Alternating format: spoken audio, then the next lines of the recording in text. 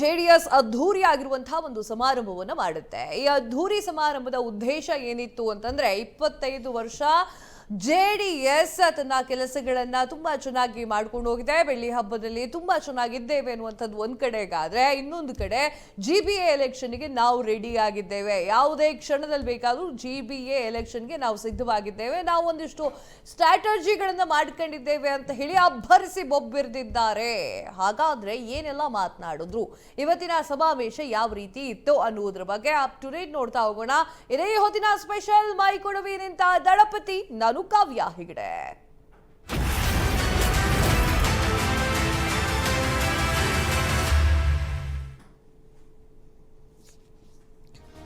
ಬೆಂಗಳೂರಿನಲ್ಲಿ ಜೆಡಿಎಸ್ ಅದ್ದೂರಿ ಸಮಾವೇಶ. GBA ಎಲೆಕ್ಷನ್ ಗೆಲ್ಲಿಕ್ಕೆ ದಳಪತಿಗಳ ರಣತಂತ್ರ.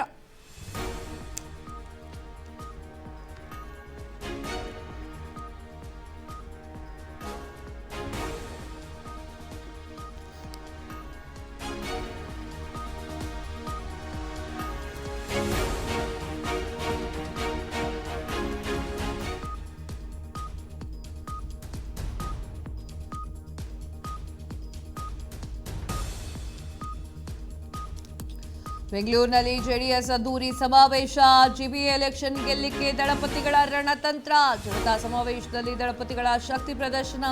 ಬೃಹತ್ ಸಮಾವೇಶದ ಮೂಲಕ ವಿಪಕ್ಷಗಳ ಟಕ್. ಚುನಾವಣೆಗೆ ಸಿದ್ಧರಾಗಿ ಅಂತ ಹೇಳಿ ಕುಮಾರಸ್ವಾಮಿ ಕರೆ. ಬೆಳ್ಳಿ ಹಬ್ಬದ ಮೂಲಕ ಚುನಾವಣೆಗೆ ಗೆಲ್ಲಲಿಕ್ಕೆ ಸಂದೇಶವನ್ನ ರವಾನೆ ಮಾಡಿದಂತಹ ದಳಪತಿ. ರಾಜಕೀಯಕ್ಕೆ ಹಿಡಿದಂತಹ ಗ್ರಹಣ ಬಿಡಿಸ್ತೇನೆ ಅಂತ ಹೇಳಿರುವಂತ HD ಕುಮಾರಸ್ವಾಮಿ. ಕಾಂಗ್ರೆಸ್ ಸರ್ಕಾರದ ವಿರುದ್ಧ ದಳಪತಿಗಳ ಆಕ್ರೋಶ. ಸರ್ಕಾರ ಲೂಟಿ ಮಾಡ್ತಿದೆ ಅಂತ ಹೇಳಿ JDS ಕೆಂಡಾಮಂಡಲ.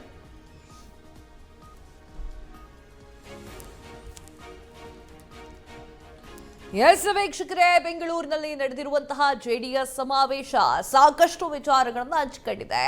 JDS ಮತ್ತು BJP ಯಾವಾಗ ಒಟ್ಟಾಯ್ತೋ ಆಗ ಸ್ವಲ್ಪ JDS ತನ್ನ ಬಲವನ್ನ ಜಾಸ್ತಿ ಪ್ರದರ್ಶನ ಮಾಡ್ತಾ ಇತ್ತು ಅಂತ ಅನ್ಸುತ್ತೆ. ಯಾಕಂತಂದ್ರೆ ಒಗ್ಗೂಡೋದಾಗಿರಬಹುದು, ನಿಖಿಲ್ ಕುಮಾರಸ್ವಾಮಿ ಅವರು ಪ್ರತಿಯೊಂದು ಭಾಗಕ್ಕೂ ಹೋಗಿ ಅಲ್ಲಿ ಭೇಟಿ ಕೊಟ್ಟು ಸಮಾವೇಶವನ್ನು ಮಾಡಿ ಅಲ್ಲಿ ಕಾರ್ಯಕರ್ತರನ್ನ ಒಗ್ಗೂಡಿಸುವಂತಹ ಕೆಲಸ ಆಗಿರ್ಬೋದು, ಎಲ್ಲ ಕೆಲಸಗಳನ್ನು ಕೂಡ JDS ಮಾಡ್ತಾ ಇತ್ತು.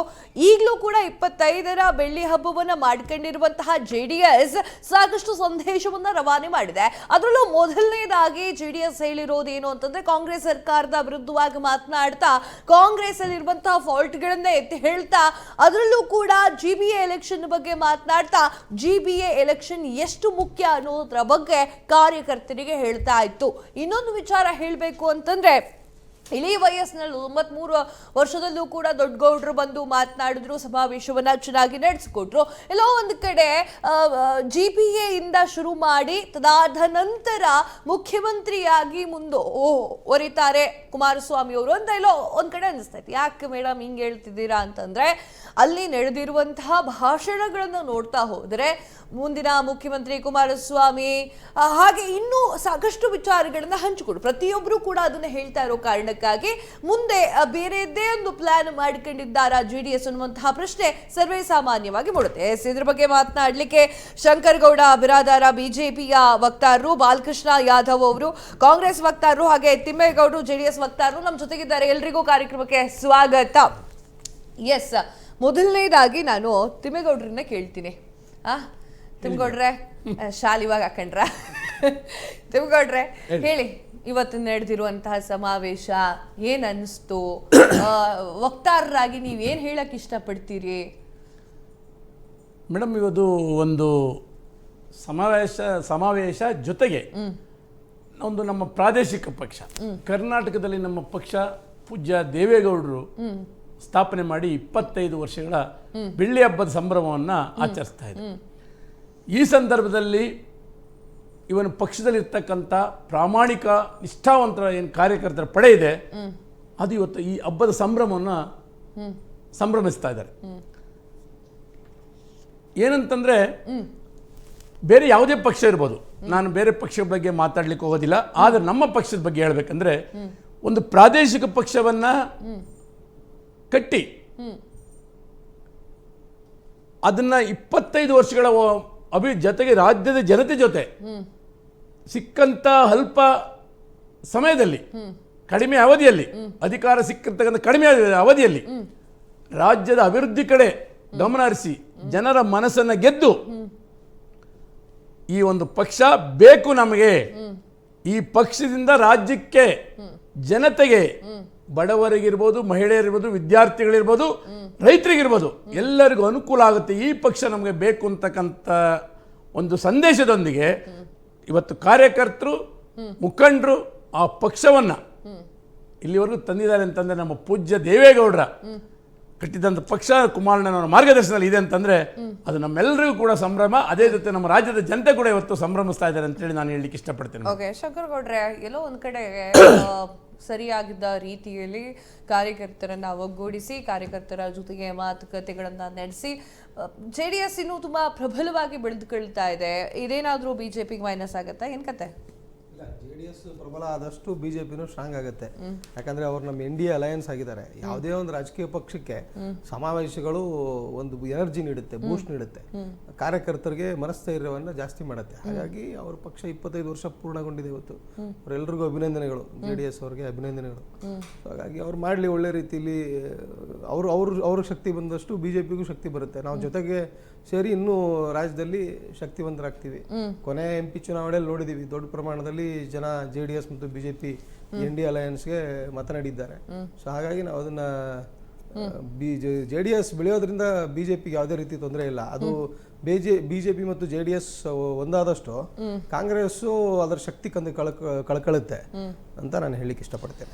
ಎಸ್, ಬಾಲಕೃಷ್ಣ ಯಾದವ್ ಅವರೇ, ಏನ್ ಹೇಳ್ತೀರಿ ಸಮಾರಂಭದ ಬಗ್ಗೆ? ದಳಪತಿ ಮತ್ತೆ ಗರ್ಜನೆ ಮಾಡ್ಲಿಕ್ಕೆ ರೆಡಿ ಆಗಿದ್ದಾರೆ, ಗರ್ಜಿಸ್ತಾ ಇದ್ದಾರೆ. ತಾವೇ ಒಂದು ಟೈಟಲ್ ಕೊಟ್ಟಿದ್ರ, ಮೈ ಕೊಡಿವಿ ನಿಂತಿದ್ದಾರೆ ದಳಪತಿ ಅಂತ. ನೋಡಿ, ಸನ್ಮಾನ್ಯ HD ಕುಮಾರಸ್ವಾಮಿ ಅವರು ಈಗೇನು BBMP ಚುನಾವಣೆ ಇರೋದ್ರಿಂದ ಸೊ ಅವರು ಒಂದು ಈ ರೀತಿ ಸಮಾವೇಶವನ್ನು ಮಾಡಿದ್ದಾರೆ. ಆದರೆ ಮೂಲತಃವಾಗಿ ನಾವು ಇವತ್ತು JDSನ ಹಿಂದಿನಿಂದ ನಡೆದುಕೊಂಡು ಬಂದ ದಾರಿಯನ್ನು ನೋಡಿದಾಗ ಸೊ ಅವರು ಇವನ್ 94ರಲ್ಲೂ ಕೂಡ ಅಸೆಂಬ್ಲಿನಲ್ಲಿ ಕೇವಲ ಕರೆಕ್ಟಾಗಿ 114-16ಕ್ಕೆ ಬಂದಿದ್ದರು. ಅದಾದ ನಂತರ ಅವ್ರನ್ನ ನೀವು ಅವರ ಒಂದು JDSನ ಒಂದು ಸೀಟುಗಳ ಸಂಖ್ಯೆ ನೋಡಿ, ಅದರಲ್ಲೂ ಕೂಡ ವಿಶೇಷವಾಗಿ ಸಿದ್ದರಾಮಯ್ಯನವರು ಬಿಟ್ಟ ಮೇಲೆ ಸೊ ಅಲ್ಲಿ ಸಂಪೂರ್ಣವಾಗಿ ಇವತ್ತು ವೋಟ್ ಶೇರಿಂಗು ಏನು 116 ಇರ್ತಕ್ಕಂಥ ಅಸೆಂಬ್ಲಿ 94ರಲ್ಲಿ 99ರಲ್ಲಿ ಬರೀ 10-20 ಆಯಿತು. JDU 5, JDU 17, ಇವ್ರದ್ದು 5, 7, 10 ಏನಾಯಿತು JDSನವ್ರದ್ದು. ಸೊ ಅವರು ಏನೇ ಸರ್ಕಸ್ ಮಾಡಿದ್ರು ಕೂಡ ಇವತ್ತು BBMP ಚುನಾವಣೆಗೆ ಸಂಬಂಧಪಟ್ಟಂತೆ ಹೇಳೋದಾದರೆ ನಮ್ಮಲ್ಲಿ ಎಲ್ಲ ಆಕಾಂಕ್ಷಿಗಳನ್ನು ಕೂಡ ನಾವು ಆಲ್ರೆಡಿ ಒಂದು ರೌಂಡು ಆಕಾಂಕ್ಷಿಗಳಿಗೆ ಅರ್ಜಿಗಳು ಕೂಡ ಕಾಲ್ ಮಾಡಿದ್ವಿ. ಸೊ ಮೀಸಲಾತಿ ಕೂಡ ಆಗಿದೆ. ಇವತ್ತು ನಮ್ಮ ಪಕ್ಷ ಇಡೀ ಏನು BBMP ವ್ಯಾಪ್ತಿನಲ್ಲಿ ಇವಾಗೇನು ನಾವು ಗ್ರೇಟರ್ ಬೆಂಗಳೂರು ಮಾಡಿದ್ದೀವಿ, ಸೊ ಅದನ್ನು ಯಾಕಂತ ಹೇಳಿದ್ರೆ ಭಾಳ ಬೆಂಗಳೂರು ಬೃಹದಾಕಾರವಾಗಿ ಬೆಳೆದಿತ್ತು. ಸೊ ಹಾಗಾಗಿ ಸನ್ಮಾನ್ಯ ನಮ್ಮ ಕಾಂಗ್ರೆಸ್ ಪಕ್ಷದ ಅಧ್ಯಕ್ಷರಾದ DK ಶಿವಕುಮಾರ್ ಅವರು ಸೊ ಬೆಂಗಳೂರನ್ನು ಚೆನ್ನಾಗಿ ಅರಿತವರು.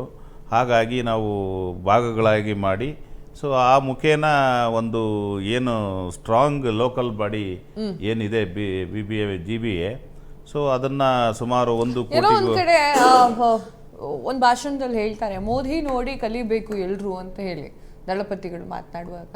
ಅಲ್ಲ ನೋಡಿ, ದಳಪತಿಗಳು ಏನಂತ ಹೇಳಿದ್ರೆ ಅವರು ಪ್ರತಿಯೊಂದು ಹೇಳ್ತಾರೆ. ಅವರು ಯಾಕಂತ ಹೇಳಿದ್ರೆ ನೀವು ನೋಡಿ, ಕಾಂಗ್ರೆಸ್ ಅಧಿಕಾರಕ್ಕೆ ನಾವು ಸೀಟುಗಳು ಬಂದಂಥ ಸಂದರ್ಭದಲ್ಲಿ ಒಂದ್ಸರಿ ಅದೇ ಯಡಿಯೂರಪ್ಪನವ್ರಿಗೇನೆ ಅವರು ಕೈ ಕೊಟ್ಟರು. ಸೊ ಅದಾದ ನಂತರ ಅವರನ್ನು ಟೀಕೆ ಮಾಡಿ ನಮ್ಮದು ಸಿದ್ಧಾಂತ ಇದೆ JDS ಅಂತ ಹೇಳ್ತಾರೆ. ಮೂಲತಃವಾಗಿ JDSನವರಿಗೆ ಯಾವುದೇ ಸಿದ್ಧಾಂತಗಳೇ ಇಲ್ಲ. ಯಾಕಂತ ಹೇಳಿದ್ರೆ ಅವ್ರದ್ದು ಹೆಸರಿರ್ತಕ್ಕಂಥದ್ದು ಜನತಾದಳ ಸೆಕ್ಯುಲರ್ ಅಂತೇಳಿ. ಜನತಾದಳ ಸೆಕ್ಯುಲರ್ ಅಂತ ಹೆಸರಿಟ್ಕೊಂಡು ಇವತ್ತು ಎಲ್ಲೋ ಒಂದು ಕಡೆ ತಮ್ಮ ಒಂದು ಈ ಸಿದ್ಧಾಂತ ಇದ್ದಿದ್ರೆ ಸೊ ಒಂದು ಸೆಕ್ಯುಲರ್ ಇದರಲ್ಲಿ ನಂಬಿಕೆ ಇದೀವಿ ಅಂತ ಸನ್ಮಾನ್ಯ ಗೌರವಾನ್ವಿತ ದೇವೇಗೌಡರು ಯಾವಾಗಲೂ ಹೇಳ್ತಾ ಇದ್ರು ಭಾಷಣದಲ್ಲಿ. ಇವನ್ ಕುಮಾರಸ್ವಾಮಿ ಅವರು ಮುಖ್ಯಮಂತ್ರಿ ಆಗೋ ಸಂದರ್ಭದಲ್ಲೂ ಕೂಡ ಅಲ್ಲ, ನಿಮ್ಗೇನು ವ್ಯತ್ಯಾಸ ಆಗಲ್ಲ GBA ಎಲೆಕ್ಷನ್ ಅಲ್ಲಿ ಖಂಡಿತವಾಗೂ. ಯಾಕಂದ್ರೆ ಕಳೆದ ನೀವು ಸ್ಟ್ಯಾಟಿಸ್ಟಿಕ್ಸ್ ನೋಡಿ, ಕಳೆದ ಚುನಾವಣೆಯಲ್ಲಿ ಅವರು ಎಷ್ಟು ತಗೊಂಡಿದ್ದಾರೆ, 14 ಸೀಟನ್ನ ತಗೊಂಡಿದ್ದಾರೆ ಅಷ್ಟೇ. ಸೊ ಈ ನಮ್ದು ಖಂಡಿತವಾಗೂ ನಮ್ಮ ಏನು ಈ GBA ಚುನಾವಣೆ ಇದೆ, ನಾವು ಬೆಂಗಳೂರು ಒಂದು ನಗರಕ್ಕೆ ಕೊಟ್ಟಂತಹ ಏನು ಗ್ರ್ಯಾಂಟ್, ಅದರ ಜೊತೆಗೆ ಬೆಂಗಳೂರು ನಗರಕ್ಕೆ ಸಂಬಂಧಪಟ್ಟಂತೆ ಸನ್ಮಾನ್ಯ ಡಿ ಕೆ ಶಿವಕುಮಾರ್ ಅವರು ವಿಶೇಷವಾಗಿ ಇಡೀ ಬೆಂಗಳೂರಿನಾದ್ಯಂತ ಪ್ರವಾಸ ಮಾಡಿ ಇವನ್ ಸಾರ್ವಜನಿಕರು ಇರೋಂಥ ಗ್ರೇಟರ್ ಬೆಂಗಳೂರಲ್ಲ ಇದು ರೋಡ್ ಎಲ್ಲ ಹಳ್ಳ ಹಿಡಿದು ಹೋಗಿದೆ ಅನ್ನುವಂತಹ ವಿಚಾರಗಳನ್ನು ಕೂಡ ಪ್ರಸ್ತಾಪ ಮಾಡ್ತಾರೆ ಭಾಷಣದಲ್ಲಿ. ಏನ್ ಹೇಳ್ತೀರಿ ಇದ್ರ ಬಗ್ಗೆ? ಈಗ ನೋಡಿ, ಇವತ್ತು ಬೆಂಗಳೂರು 1 ಕೋಟಿ ಚಿಲ್ಲರ ಜನಸಂಖ್ಯೆ ಇರ್ತಕ್ಕಂಥದ್ದು. ಸೊ ಒಂದು ಬೃಹತ್ ನಗರವಾಗಿ ಇರ್ತಕ್ಕಂತಹ ಒಂದು ಈ ಬೆಂಗಳೂರಿನಲ್ಲಿ ದಿನಕ್ಕೂ ಕೂಡ ಹೊಸ ಹೊಸ ಸಮಸ್ಯೆಗಳು, ರೋಡು ಎಲ್ಲದೂ ಹುಟ್ತಾ ಇರ್ತದೆ. ಆದರೆ ನಾವೆಂದೂ ಕೂಡ ಕೈಕಟ್ಟಿ ಕುಳಿತಿಲ್ವಲ್ಲ. ಸನ್ಮಾನ್ಯ ಡಿ ಕೆ ಶಿವಕುಮಾರ್ ಅವರು ಯಾವಾಗ ಒಂದು ಈ ಬೆಂಗಳೂರು ಅಭಿವೃದ್ಧಿ ಸಚಿವರಾದರೂ ಅಲ್ಲಿಂದ ಇಲ್ಲೇವರೆಗೂ ಕೂಡ ಅವರು ಒಂದಲ್ಲ ಒಂದು ಅಭಿವೃದ್ಧಿ ಕೆಲಸಗಳನ್ನು ಮಾಡ್ತದೆ. ಇವತ್ತು ರೋಡ್ಗಳಿಗೆ, ಇನ್ಫ್ರಾಸ್ಟ್ರಕ್ಚರ್ಗೆ ಕೋಟ್ಯಾನುಗಟ್ಟಲೆ ಹಣವನ್ನು ಕೊಟ್ಟಿದ್ದೀವಿ ನಾವು. ಅದ್ರ ಜೊತೆಲಿ ಅಲ್ಲ ದುಡ್ಡು ನಾವು ತಿನ್ನಕ್ಕಾಗಲ್ಲ. ಅಲ್ಲ ಒಂದ್ ನಿಮಿಷ, ಅಲ್ಲ ಸಿಸ್ಟಮ್ ಇರುತ್ತೆ. ಅಲ್ಲ ಒಂದ್ ನಿಮಿಷ ತಡೀರಿ, ನಾವು ಮಾತನಾಡೋವರೆಗೆ ತಡೀರಿ. ಅಲ್ಲಲ್ಲ ಮೇಡಮ್, ಇವ್ರಿಗೆ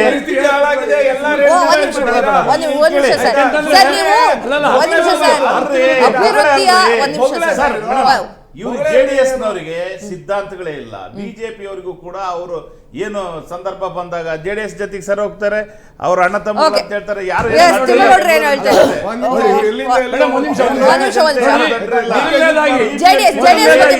ಗಣಪತಿ ಅವರು ಮೈ ಕೊಡಿದ್ರು ಆಗಲ್ಲ, ಬಿಜೆಪಿ ಅವರು ಏನೇ ಸರ್ಕಸ್ ಮಾಡಿದ್ರು ನೋಡಿ ಮೇಡಮ್ ಹೇಳ್ತೀನಿ. HD ಕುಮಾರಸ್ವಾಮಿ ಅವರು ಸ್ಟ್ರಾಂಗ್ ಇದ್ದಿದ್ರೆ ನೀವು ರಾಮನಗರದಲ್ಲಿ ಸಿದ್ಧಾಂತ ಇಲ್ಲ ಅಂತ ಹೇಳಿ ನಾಚಿಕೆ ಆಗ್ಬೇಕು ಕಾಂಗ್ರೆಸ್ನವ್ರಿಗೆ. ಯಾತಕ್ಕೆ ಅಂತ ಹೇಳಿ ಇರ್ತಕ್ಕಂಥವ್ರು ಇವತ್ತು ಮುಖ್ಯಮಂತ್ರಿ ಆದಿ ಆಗಿದ್ದು ಕೂಡ ನಮ್ಮ JDS ಪಕ್ಷದವ್ರೆ.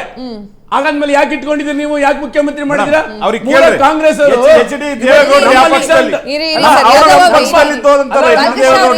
ಸನ್ಮಾನ್ಯ ಪ್ರಧಾನಮಂತ್ರಿಗಳು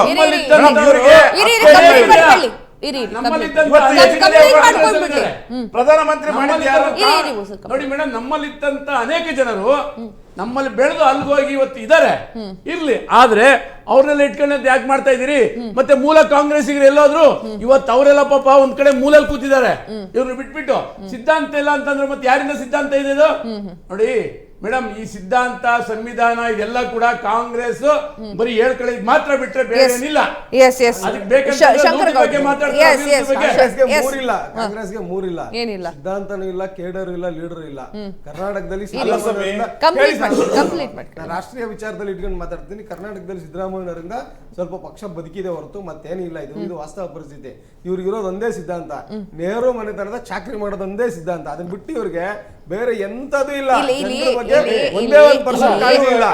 ಕರ್ನಾಟಕದಲ್ಲಿ ಯಡಿಯೂರಪ್ಪ ಫ್ಯಾಮಿಲಿ ಬಿಟ್ರೆ ಏನ್ ಬೇರೆ ನಡೀತಾ ಇದೆ? ಯಾಕಿಲ್ಲ? ಅಲ್ಲಿ ನೋಡಿ, ರಾಘವೇಂದ್ರ ಅವ್ರಿಗೆ ಕೊಟ್ರಿ ಟಿಕೆಟ್. ರಾಘವೇಂದ್ರ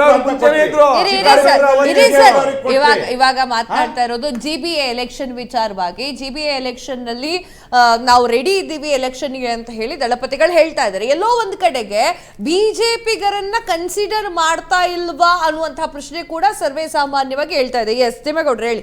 ನೋಡಿ, ನಮ್ದು ಒಂದು ಪ್ರಾದೇಶಿಕ ಪಕ್ಷ. ನಾವು ಪ್ರತಿ ಚುನಾವಣೆಯನ್ನ ಎದುರಿಸಬೇಕಾಗುತ್ತೆ, ಪ್ರತಿ ಚುನಾವಣೆಯಲ್ಲಿ ಭಾಗವಹಿಸ್ತಾ ಇದ್ದೀವಿ. ಇನ್ನೇನಾಗುತ್ತೆ, ಯಾವುದೇ ಒಂದು ರಾಜಕೀಯ ಪಕ್ಷಗಳು ಅವಾಗ ಕಾರ್ಯಕ್ರಮಗಳನ್ನು ಮಾಡಲೇಬೇಕಾಗುತ್ತೆ, ಮಾಡ್ತಾರೆ. ಯಾವುದೇ ಪಕ್ಷಗಳಿರ್ಬೋದು. ಹಾಗೆ ನಮ್ದು ಬೆಳ್ಳಿಯ, ನಾನು ಹೇಳಿದ್ನಲ್ಲ, ನಮ್ಮ ಪಕ್ಷದ 25ನೇ ವರ್ಷದ ಬೆಳ್ಳಿ ಹಬ್ಬ ಸಂಭ್ರಮಾಚರಣೆ. ಅದು ಹೆಸರಿಗೆ ಮಾತ್ರ ಸರ್. ಅದರಲ್ಲಿ GBA ಎಲೆಕ್ಷನ್ ಬಗ್ಗೆ ಸವಿಸ್ತಾರವಾಗಿ ಮಾತನಾಡಲಾಯಿತು. ಎಲ್ಲಾ ಕಾರ್ಯಕರ್ತರನ್ನು ಕೂಡ ಒಗ್ಗೂಡಿಸುವಂತ ಪ್ರಯತ್ನ ಆಯ್ತು. ಬಿಜೆಪಿ ಅವರ ಜೊತೆಗೆ ಮೈತ್ರಿ ಮಾಡ್ಕೊಳ್ಳೋದ್ರಿಂದ ಬಿಜೆಪಿ ಅವ್ರನ್ನೂ ಕೂಡ ಒಮ್ಮೆ ಕರಿಬೇಕು ಅಥವಾ ಕೇಳಬೇಕು ಅಂತ ಅನ್ಸಿಲ್ವೇ ಅಂತ? ಇಲ್ಲ ನೋಡಿ, ಇದು ನಮ್ಮ ಪಕ್ಷದ ಕಾರ್ಯಕ್ರಮವಾದ್ರಿಂದ ನಮ್ಮ ಪಕ್ಷದಲ್ಲಿ ನಾವು ಚುನಾವಣೆ ಮೈತ್ರಿ ಇದೆ. ಮತ್ತೆ ಇನ್ನೊಂದು ಕುಮಾರಣ್ಣ ಹೇಳಿದ್ರು, ಇವಾಗ ಮೀಟಿಂಗ್ ಅಲ್ಲಿ ಕೂಡ ಹೇಳಿದ್ರು ಭಾಷಣದಲ್ಲಿ, ನೀವು ಸಂಘಟಿತರಾಗಿ ಪಕ್ಷದಲ್ಲಿ ಸಜ್ಜಾಗಿರಿ ಚುನಾವಣೆ ಎದುರಿಸಲಿಕ್ಕೆ. ಯಾಕೆ ಅಂತಂದ್ರೆ ಇವತ್ತು ಕರ್ನಾಟಕದಲ್ಲಿ ಇರ್ತಕ್ಕಂಥ ಕಾಂಗ್ರೆಸ್ ಸರ್ಕಾರ ಲೂಟಿ ಮಾಡ್ತಾ ಇದೆ, ಬೆಂಗಳೂರನ್ನ ಹದಗೆಟ್ಟೋಗಿದೆ, ರಸ್ತೆ ಇರ್ಬೋದು, ಪ್ರತಿಯೊಂದು ವಿಷಯದಲ್ಲೂ ಅವರೆಲ್ಲ ಫುಲ್ ಎಲ್ಲ ಹೇಳಿದ್ರು, ಕ್ಲಿಯರ್ ಹೇಳಿದ್ರು. ಜೊತೆಗೆ ಇದಕ್ಕೆ ಅಭಿವೃದ್ಧಿ ಪಡಿಸ್ಬೇಕಂತಂದ್ರೆ ನೀವುಗಳು ಈ ಒಂದು ಕಾಂಗ್ರೆಸ್ ಪಕ್ಷವನ್ನ ತೆಗಿಬೇಕಂತಂದ್ರೆ ನೀವುಗಳು ಸಜ್ಜಾಗಿರಿ. ಇನ್ನೊಂದು ಮೇಡಮ್, ಇನ್ನೊಂದು ನಾ ಜೊತೆಗೆ ಮೈತ್ರಿ ವಿಷಯವನ್ನ ನಮಗೆ ಬಿಡಿ ಅಂತ ಹೇಳಿದ್ರು. ಮೈತ್ರಿ ವಿಷಯ ನಮಗೆ ಬಿಡಿ ಅಂತ ಹೇಳಿದಾರೆ ಬಿಟ್ರೆ ಎಲ್ಲೂ ಕೂಡ ಆ ಒಂದು ವಿಷಯ ಮಾತಾಡಿಲ್ವಲ್ಲ. ನಮ್ಮ ಪಕ್ಷ ಮೈತ್ರಿ ಆದ ಮೈತ್ರಿ ವಿಷಯ ಬಿಡಿ ಅಂತ ಹೇಳಿದ್ದಾರೆ. ಅವರಲ್ಲಿ ಒಳ ಜಗಳ ಆರಂಭ ಆಗಿದೆ. ಇವತ್ತು ಅದು ಮುಂಬರ್ತಕ್ಕಂಥ ಬಿಬಿಎಂಪಿ ಚುನಾವಣೆಗಳಿಗೆ ಅದು ಸ್ಪಷ್ಟ ಆಗ್ತದೆ. ಎರಡನೇದಾಗಿ ಏನು ನಮ್ಮ ವಕ್ತಾರರು ಹೇಳಿದ್ರು, JDS ವಕ್ತಾರರು ಹೇಳಿದ್ರು ಏನಂತೇಳಿ ಲೂಟಿ ಅಂತ. ಅಲ್ಲ ಸ್ವಾಮಿ, ಯಾವ ಸರ್ಕಾರದ ವಿರುದ್ಧವಾಗಿ ಜನ 40% ಭ್ರಷ್ಟಾಚಾರ ಮಾಡಿದಾರೆ ಅಂತ ಹೇಳಿದ್ರು ಅವತ್ತು. ಒಂದ್ ನಿಮಿಷ ಮೇಡಮ್, ಹೌದು ತನಿಖೆ ಮಾಡಿದೀವಿ. ಅಲ್ಲಲ್ಲ, ನಮ್ದು ನಾವು ಆಯೋಗನೂ ರಚನೆ ಮಾಡಿದ್ದಾಯ್ತು. ಒಂದ್ ನಿಮಿಷ. ಇವತ್ತು ನಾವು ಆಯೋಗವನ್ನು ರಚನೆ ಮಾಡಿದ್ದಾಯ್ತು. ಆ ಆಯೋಗ ರಿಪೋರ್ಟ್ ಕೊಟ್ಟಿದ್ದು ಆಯ್ತು. ಸೊ ಆಯೋಗ ರಿಪೋರ್ಟ್ ಕೊಟ್ಟ ನಂತರ ಅದು ಸರ್ಕಾರದ ಮುಂದೆ ಹೋಗಿ ಅವ್ರ ಎಲ್ಲ ಪ್ರಕರಣಗಳು ಕೂಡ ದಾಖಲಾಗಿದ್ದು ಆಯ್ತು, ದಾಖಲಾಗಿದೆ. ಇವತ್ತು ಅಲ್ಲಲ್ಲ ಇವತ್ತು ಅಲ್ಲಲ್ಲ, ಒಂದ್ ನಿಮಿಷ ಇಂಟರ್ಫಿಯರ್ ಆಗ್ಬೇಡಿ, ನಾನು ಹಾಕ್ತೀನಿ. ಅದಲ್ಲ, ಒಂದ್ ನಿಮಿಷ, ನಾನು ಮುಗಿದ್ಮೇಲೆ ನೀವು ಮಾತಾಡಿ. ಇವತ್ತು ನೋಡಿ ಮೇಡಮ್, ಒಂದು ಸಿಸ್ಟಮ್ ಅಲ್ಲಿ ನಾವು ಇವತ್ತು ಒಂದು ಸಿಸ್ಟಮ್ ಅಲ್ಲಿ ಆಡಳಿತ ನಡೆಸಬೇಕಾಗತ್ತೆ. ಇವತ್ತು BJP ಆಗಲಿ JDS ಆಗಲಿ ನಾವಾಗಲಿ. ಸೊ ನಾವು ರಿಪೋರ್ಟ್ ಕೊಟ್ಟ ತಕ್ಷಣ ಇಮ್ಮಿಡಿಯೇಟ್ ಆಗಿ ಅವಾಗಲೇ ನಾವು FIRಗಳೆಲ್ಲ ಆಗಿದೆ. ಇವತ್ತು ಕೇಸ್ ನಡೀತಾ ಇದೆ. ಈಗ ನಾವು ಅದನ್ನೇ ನಾವೇ ಇಮ್ಮಿಡಿಯೇಟ್ ತೀರ್ಮಾನ ಮಾಡೋಕ್ಕೆ ನಾವೇನು ನ್ಯಾಯಾಲಯ ಗೌರವಾನ್ವಿತ ನ್ಯಾಯಾಲಯ ಇದೆ, ಅದನ್ನು ತೀರ್ಮಾನ ಮಾಡ್ತತೆ. ಆ ತೀರ್ಪಿಗೆ ನಾವೆಲ್ಲ ಭದ್ರ ಆಗಿರ್ಬೇಕು. ಹೋಗ್ಲಿ ಇವ್ರ ಥರ BJP ಅವ್ರ ಥರ ಏನಾದರೂ ನಾವು ಸುಳ್ಳು ಏನು ಸೆಂಟ್ರಲಲ್ಲಿ ED ಕೇಸು ಇವನ್ನೆಲ್ಲ ಕಂಟ್ರೋಲ್ ಇಟ್ಕೊಂಡಿದ್ದಾವಲ್ಲ, ಆ ರೀತಿ ನಾವು ತನಿಖಾ ಏಜೆನ್ಸಿಗಳ ಕಂಟ್ರೋಲ್ ಇಟ್ಕೊಂಡಿಲ್ಲ. ಇವತ್ತು ಅಭಿವೃದ್ಧಿ ಅಂತ ಹೇಳಿದ್ರೆ ಕರ್ನಾಟಕದ ಜನ ಇವತ್ತು ನೋಡಿ ಅದು ಇಂಪ್ಯಾಕ್ಟ್ ಯಾವ ಥರ ಇದೆ ಅಂದರೆ, ಇವತ್ತು ನಾವು ಇಡೀ ರಾಷ್ಟ್ರಕ್ಕೆ ಕಂಪೇರ್ ಮಾಡಿ ನೋಡಿದಾಗ ನಮ್ಮನ್ನ ಒಂದು ಕಡೆಗೆ ಏನಂತಾರೆ ಟೀಕೆ ಮಾಡ್ತಾರೆ. ಯಾವ್ದನ್ನ ಗ್ಯಾರಂಟಿ ಸ್ಕೀಮ್ಸ್ನ BJP JDSನವರು ಒಂದು ಕಡೆಗೆ ಟೀಕೆ ಮಾಡ್ತಾರೆ, ಇನ್ನೊಂದು ರಾಜ್ಯಗಳಲ್ಲಿ ಮಹಾರಾಷ್ಟ್ರದಲ್ಲಿ ಅಪ್ಲೈ ಮಾಡ್ತಾರೆ, ನಮ್ದು ಕಾಪಿ ಹೊಡಿತಾರೆ. ಅದ್ರ ಜೊತೆಗೆ ಬಿಹಾರದಲ್ಲೂ ಕೂಡ ಚುನಾವಣೆ ಒಂದೇ ತಿಂಗಳಿರ್ಬೇಕಾದ್ರೆ ಅವ್ರ ಎಲ್ಲರಿಗೆ ಅಕೌಂಟಿಗೆ ದುಡ್ಡು ಹಾಕ್ತಾರೆ. ಸೊ ಇಲ್ಲಿ ಕರ್ನಾಟಕಕ್ಕೆ ಬಂದು ಫಸ್ಟ್ಗೆ ಏನಂತ ಹೇಳಿದ್ರು ಇವರು, ಗ್ಯಾರಂಟಿ ಕೊಟ್ಟ ತಕ್ಷಣ ಅದು ಫ್ರೀ ಸ್ಕೀಮು ಹಾಗೆ ಹೀಗೆ ಅಂತ ಅವ್ರಿಗೆ ನಮ್ಮ ಜನರಿಗೆ ಹೇಳಿದ್ರು. ಇವತ್ತು ಜನರೇನು ದಡ್ರಿಲ್ಲ ಮೇಡಮ್, ಇವತ್ತು ಜನರೇನು ಯಾರು ದಡ್ರಿಲ್ಲ. ಇವತ್ತು ನಾವು 1,36,000 ಕೋಟಿ ರೂಪಾಯಿನ ಇವತ್ತು 3 ವರ್ಷದಲ್ಲಿ ನಾವು ಯಾವ್ದಕ್ಕೆ ಖರ್ಚು ಮಾಡಿದ್ವಿ, ಜನಕ್ಕೆ ಖರ್ಚು ಮಾಡಿದ್ವಿ. ನೋಡಿ ಒಂದ್ ನಿಮಿಷ, ನಾವು ಸಾಲದ ವಿಚಾರದಾಗ ಹೇಳ್ಬೇಕಂದ್ರೆ ಹಾಗಾದ್ರೆ ಇವ್ರು ಬಸವರಾಜ ಬೊಮ್ಮಾಯಿ ಅವರು ಇದ್ದಾಗ ಸಾಲ ಮಾಡ್ಲಿಲ್ವಾ? ಯಡಿಯೂರಪ್ಪ ಇದ್ದಾಗ ಸಾಲ ಅವತ್ತೆಷ್ಟಿತ್ತು? ಅವತ್ತು ಎಷ್ಟು ಬಡ್ಜೆಟ್ ಇತ್ತು? ಇಡೀ ಕರ್ನಾಟಕದ ಇತಿಹಾಸ ಒಂದೇ ಲಾಸ್ಟ್ 3 ವರ್ಷದಲ್ಲಿ ಸಿದ್ದರಾಮಯ್ಯ ಮಾಡಿದ ಒಂದೇ ಇತಿಹಾಸ. ಅಷ್ಟು ಸಾಲ ಮಾಡಿದ್ರೆ ನೀವು ಮೇಡಮ್.